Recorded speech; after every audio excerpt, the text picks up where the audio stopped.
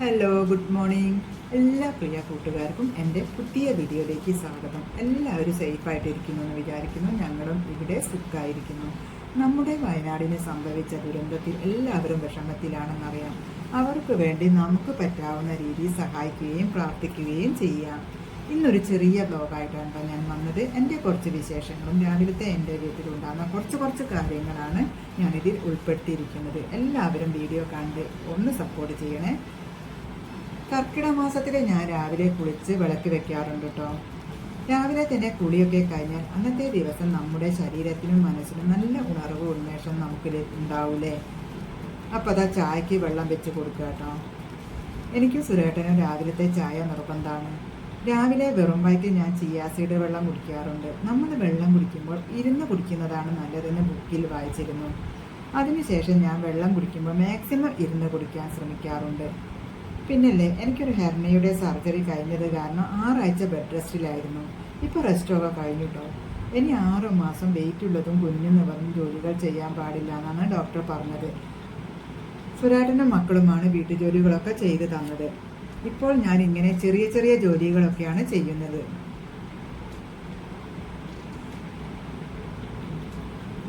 അപ്പോൾ അതാ ഒരടുപ്പത്ത് ഇഡ്ഡലിക്കുള്ള വെള്ളം വെച്ച് കൊടുത്തിട്ടുണ്ട്. മറ്റേത് ചായ ഉണ്ടാക്കുക കേട്ടോ.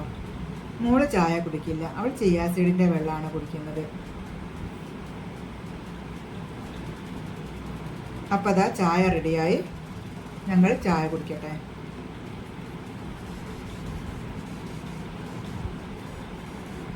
അതിനുശേഷം കപ്പുകളൊക്കെ കഴുകി വെച്ചു. ഇന്ന് ബ്രേക്ക്ഫാസ്റ്റിന് ഇഡ്ഡലിയും സാമ്പാറാണ് ഉണ്ടാക്കുന്നത്. ഇഡ്ഡലി ഉണ്ടാക്കുന്നതിന് ആവശ്യമായ മാവൊക്കെ തലേന്ന് രാത്രി അരച്ച് റെഡിയാക്കി വെച്ചിട്ടുണ്ട്. ഇനി ഇഡ്ഡലി പാത്രത്തിലേക്ക് തട്ട് വെച്ച് കൊടുക്കാം. ഞാൻ തട്ടിലേക്ക് എണ്ണയൊന്നും തേച്ച് കൊടുക്കാറില്ല കേട്ടോ. എനിക്ക് ഇഡ്ഡലി ഒട്ടിപ്പിടിക്കാറില്ല, നന്നായി തന്നെ കിട്ടും. നമുക്ക് തട്ടിലേക്ക് മാവ് ഒഴിച്ച് കൊടുക്കാം. സർജറിയുടെ മുമ്പ് സുരേട്ട ഓഫീസിൽ പോകുമ്പോൾ ചോറ് കൊണ്ടുപോകാറുണ്ടായിരുന്നു. ഇപ്പം ചോറ് കൊണ്ടുപോകാറില്ല കേട്ടോ. ഇനി എൻ്റെ റെസ്റ്റൊക്കെ കഴിഞ്ഞിട്ട് കൊണ്ടുപോകാമെന്നാണ് പറഞ്ഞിരിക്കുന്നത്. പിന്നെ എന്ത് ചെയ്യാനാണ്, നമ്മൾ വീട്ടമ്മമാർ കിടന്നു പോയാൽ അച്ഛനും മക്കളാണ് ബുദ്ധിമുട്ടിലാവുക. അപ്പോഴാണ് നമ്മുടെ വില അവരുടെ വില നമ്മളും അറിയുന്നത്. സാമ്പാറിൻ്റെ കഷ്ണങ്ങളൊക്കെ നേരത്തെ വെള്ളത്തിലിട്ടിരുന്നു. അതൊക്കെ കഴുകി എടുത്ത് അരിഞ്ഞെടുക്കുകയാണ്. നമ്മുടെ വയനാട്ടിലൊക്കെ കണ്ടില്ലേ, ഉരുൾപൊട്ടിയിട്ട് എത്ര കുടുംബങ്ങളാണ് പോയിരിക്കുന്നത്. കണ്ണിൻ്റെ മുന്നിൽ കൂടി അവനവൻ്റെ ആൾക്കാർ ഒന്ന് രക്ഷിക്കാൻ പറ്റാണ്ട് ഒഴുകി പോകുക എന്ന് പറഞ്ഞാൽ അതിൽ പരം വേദന നമുക്ക് വേറൊന്നുമില്ലല്ലോ.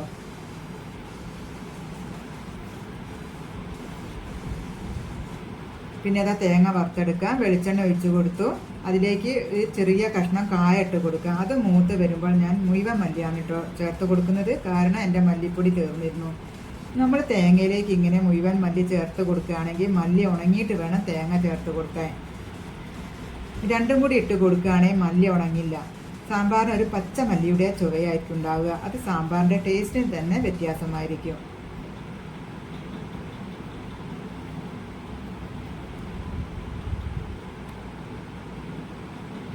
പിന്നെ അതിലേക്ക് വെളുത്തുള്ളിയും ചെറിയുള്ളിയും ചേർത്ത് കൊടുക്കുന്നുണ്ട്.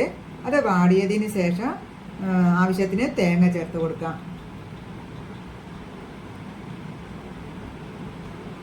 പിന്നെ ആവശ്യത്തിന് ഉലുവയും ജീരകവും ചേർത്ത് കൊടുക്കുന്നുണ്ട്. എന്നിട്ട് നന്നായി ഇളക്കി കൊടുക്കാം. അതിൻ്റെ കൂടെ ഞാൻ പരിപ്പും വേവിച്ചെടുത്തിട്ടോ. പിന്നെ കഷ്ണങ്ങൾ വെണ്ട വെച്ച് ബാക്കി എല്ലാ കഷ്ണങ്ങളും ആവശ്യത്തിന് പുളിവെള്ളം ഒഴിച്ച് കുക്കറിൽ ഒരു വിസിൽ അടുപ്പിച്ചെടുത്തു.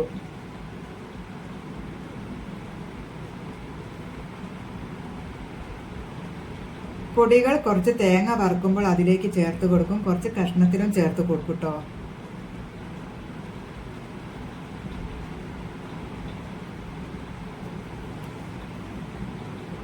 പിന്നെ വെണ്ട ചേർത്ത് കൊടുത്തു കേട്ടോ. വെണ്ട ഒരു പകുതി കുക്കായാൽ ഞാൻ അതിലേക്ക് തേങ്ങ ഒഴിച്ച് കൊടുക്കും. കുറച്ച് സാമ്പാർ പൊടി ഇട്ട് നന്നായി തിളപ്പിച്ചെടുക്കും.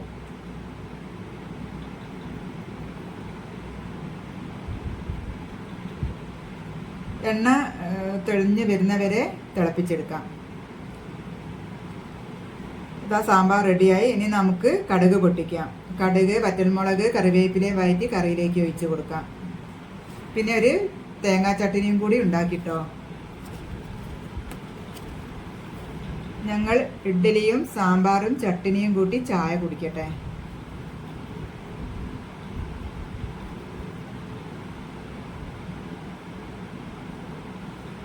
അങ്ങനെ ഞങ്ങളുടെ ചായ കുടിയൊക്കെ കഴിഞ്ഞു കേട്ടോ. സുരേട്ടൻ പോകാൻ ഇറങ്ങാണ്. അച്ഛനും മക്കളും പോകുമ്പോൾ ഞാനിങ്ങനെ ഉമ്മറത്ത് നിൽക്കും കേട്ടോ, എത്ര പണിത്തിരക്കായാലും. ഇത്രയേ ഉള്ളൂ കേട്ടോ ഇന്നത്തെ വീഡിയോ. ഈ വീഡിയോ ഇഷ്ടമായാലല്ലെങ്കിലും എന്ത് തന്നെയായാലും നിങ്ങളുടെ അഭിപ്രായങ്ങൾ കമൻറ്റിൽ അറിയിക്കണം കേട്ടോ. അടുത്ത നല്ലൊരു വീഡിയോ ആയി വരുന്നവരെ നന്ദി, നമസ്കാരം.